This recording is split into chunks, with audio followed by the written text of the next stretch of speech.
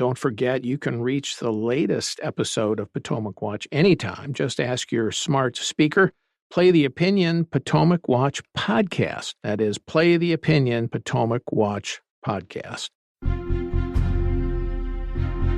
From the opinion pages of the Wall Street Journal, this is Potomac Watch.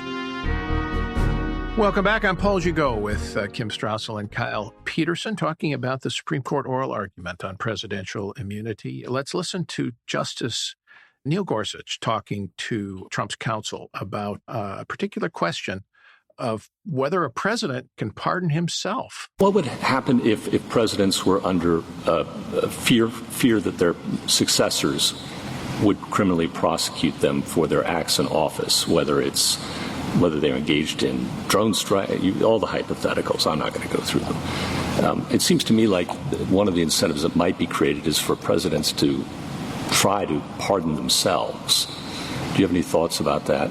That is, didn't think of that until Your Honor asked it. That is certainly one incentive that might be creative. What we think is most important. We've never answered whether a president can do that.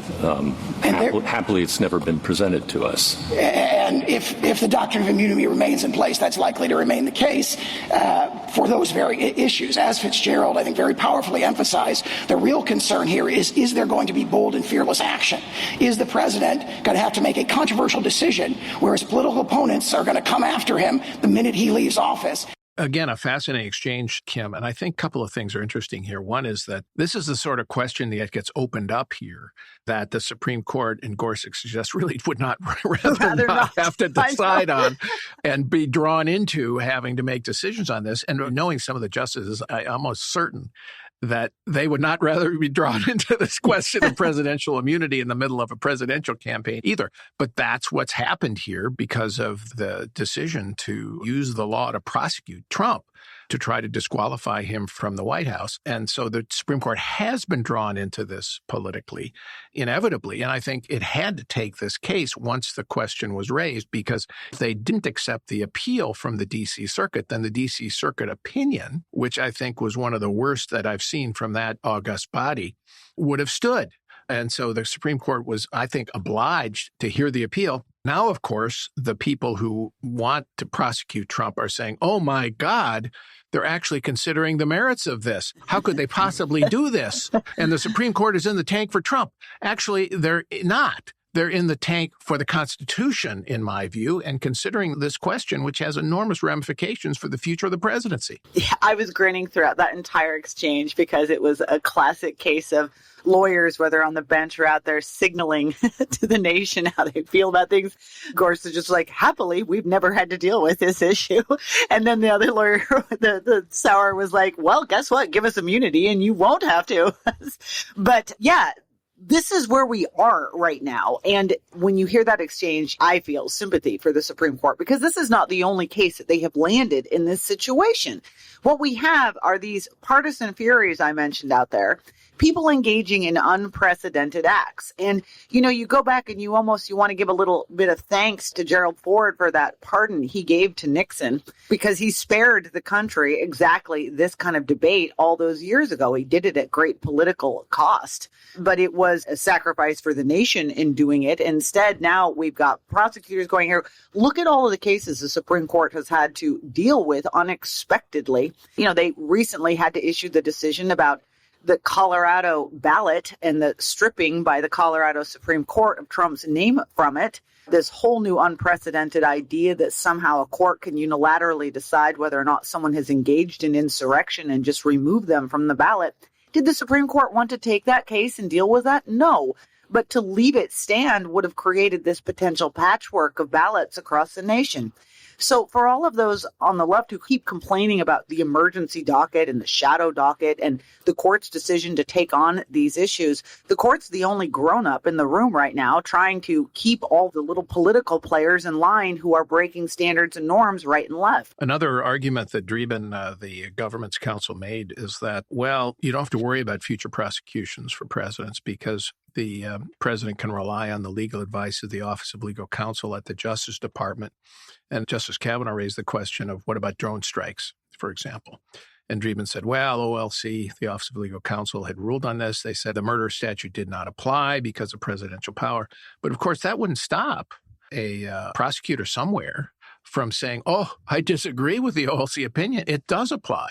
And I think one of the things that the people who are so hell-bent on using the law to prosecute Trump, what they miss is that if that door is opened, as it has been here, and if a president has no immunity, as the government now argues, that's going to be used against future presidents. And I can tell you, you can see some prosecutor out there saying, well, the Supreme Court ruled that Joe Biden's forgiveness of student loans was unconstitutional. And then he turned around and he did it again.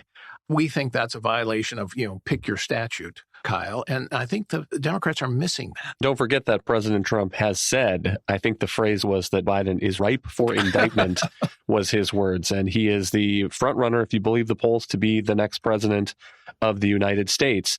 I think what the Supreme Court is going to do here is going to be fairly narrow on the law and say that there is some kind of official conduct by the president that cannot be prosecuted after he leaves office. So he will have absolute immunity for some actions, and that Nixon v. Fitzgerald principles apply here. And then the question is, to what? Right. How the line is drawn and what is official and what is non-official conduct. But there are so many hypotheticals that have been floating around. Justice Elena Kagan asked one in the argument today, what if the president sells nuclear secrets? And Trump's defense attorney said, well, I don't know. It's hard to answer that hypothetical. It depends how it's structured and so forth. But I think that a lot of these hypotheticals are just missing the narrowness of what the Supreme Court is probably eventually going to do here. And then we're going to get some lower court action and see what in this indictment of Donald Trump specifically can meet that standard of official conduct and what doesn't. I think, Kim, very closely to what Kyle thinks, that the court is going to say that the president does have some absolute immunity from criminal prosecution for some actions. And I don't know that the court will itself define what those actions are. They may very well remanded back to the trial judge to make that judgment and have fact-finding on that. And that might be the best thing for the office of the presidency. But just one point here about the press. Unless you read our pages, you would not know that these arguments were even going to be made at the Supreme Court, because the press corps had just assumed from the beginning that immunity was impossible for Trump because, well, he's Trump, and not thinking about the presidency. And so you've got the press here kind of slapping their head going, oh, my God, I can't believe this question is going to be asked. Well, if you knew anything about Supreme Court precedent and you had regard for the separation of powers, you would have said, yeah, this is what the Supreme Court is going to consider. Yeah, the bubble that people are living in right now is quite extraordinary. You mentioned earlier that you didn't think that Democrats were contemplating what could happen, for instance, to a retired President Biden down the road.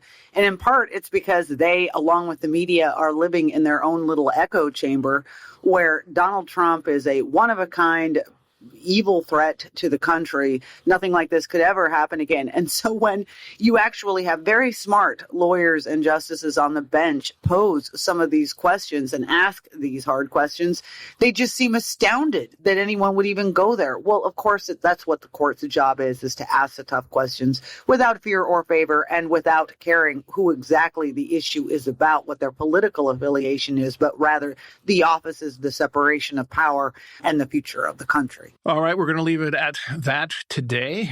The Potomac Watch podcast crew is here every day on Potomac Watch, and we really enjoy doing these, and we hope you enjoy listening to them. Thank you for listening. We'll have more on Donald Trump's legal travails and other issues every day here on Potomac Watch.